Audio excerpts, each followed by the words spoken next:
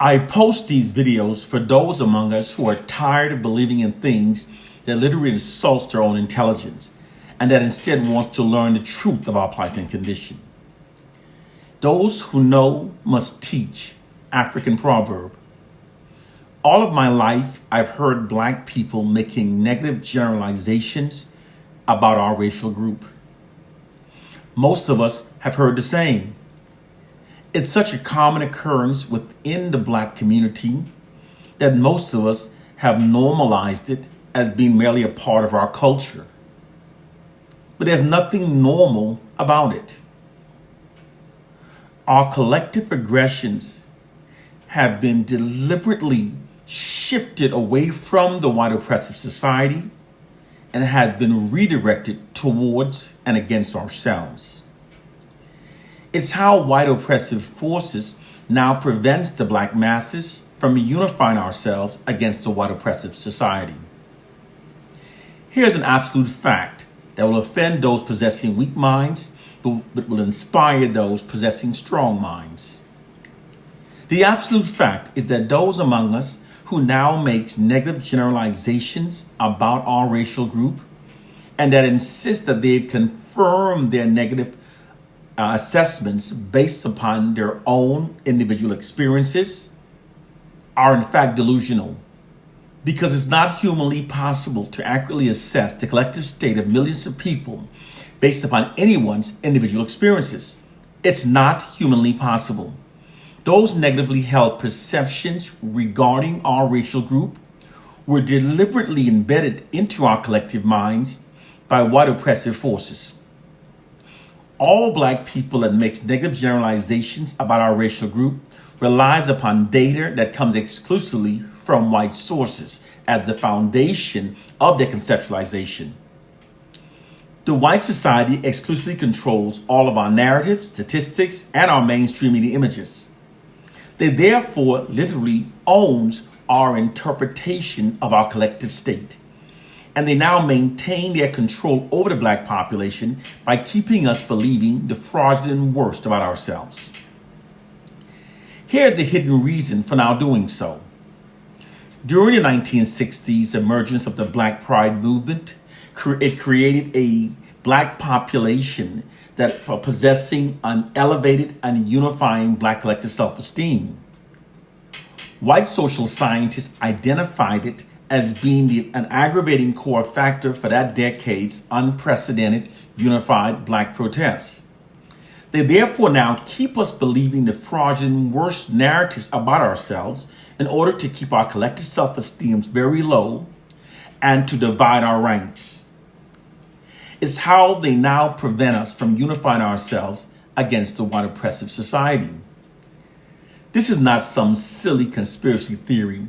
It's a well-proven nefarious psychological warfare propaganda campaign called Demoralize, Divide, and Rule. Demoralize, Divide, and Rule is a method of maintaining control over a targeted population through constant and unrelenting demoralization in order to create self-hate and division between the targeted population. Remove a people's unity and self-love, and they can then be ruled over forever. It's a well-proven warfare tactic. White oppressive forces have transformed their control over what we believe about ourselves into their greatest weapon used for controlling us. People are easily controlled by the narratives that they routinely receive about themselves. When people are repeatedly fed false, positive, affirming information about themselves, this elevates their collective self-esteem and unifies them. It doesn't matter that the information is untrue. Most people will respond accordingly to the information because they've all received the same repeated information. Repetition makes information more believable. However, when people are repetitively subjected to receiving only the fraudulent worst narratives about themselves, the exact opposite happens. This demoralizes them, divides them, lowers their collective self-esteem, and it shifts their collective aggressions away from their oppressors and redirects it against and towards themselves. As long as they're kept within this condition, they can then be ruled over forever. This is precisely what is being done to the black population by white oppressive forces. And it's so obvious that it's only by not critically thinking that it cannot be seen.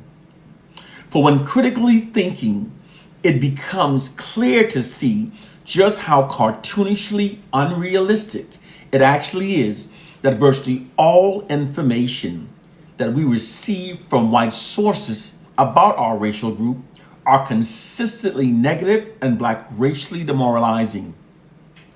This unrealistic scenario exists because it's actually fraudulent propaganda designed to keep us believing the fraudulent worst about ourselves, because this makes us much more easier to control and to subjugate.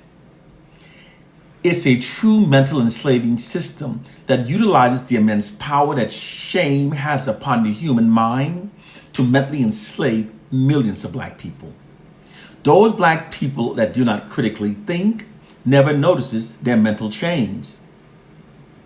Millions of black people have been so heavily demoralized by this psychological warfare propaganda campaign that many, in fact, literally finds it easier to continue believing the fraudulent worst about our racial group than to accept that they're being lied to. Sadly, to our detriment, the oppressed will always believe the fraudulent worst about themselves. That is a quote from Frantz Fanon.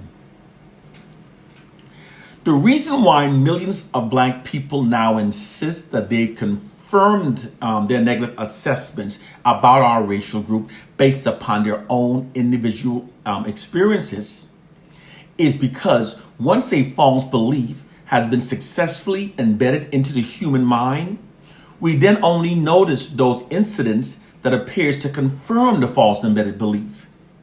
And we become psychologically blinded from noticing the greater amount of evidences refuting the false embedded belief. Then based upon this blindness, we insist that we've seen it for ourselves. This is what's called the illusionary truth effect. Based upon this blindness, we will then insist that we've confirmed it for ourselves, although we've in fact not.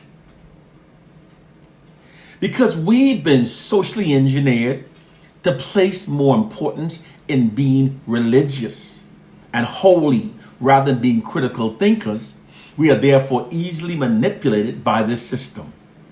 Our study of religions have left many of us intellectually behind in our mental growth. Therefore, we are easy victims for those who have studied how the mind works.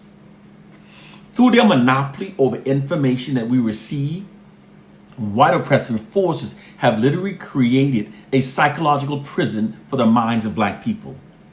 I can only show you the door, but you're the one that has to walk through it. It begins with critically thinking and by challenging the credibility and validity of all information that we receive from white sources. Because as long as they're controlling the information that's fed into our minds, they'll always feed us lies that give them greater power and control over us. It's the people they are. It's the way they've always been. And it's the only way they know how to be. They're doing what they're supposed to. That's who they are. We must elevate our minds to free ourselves.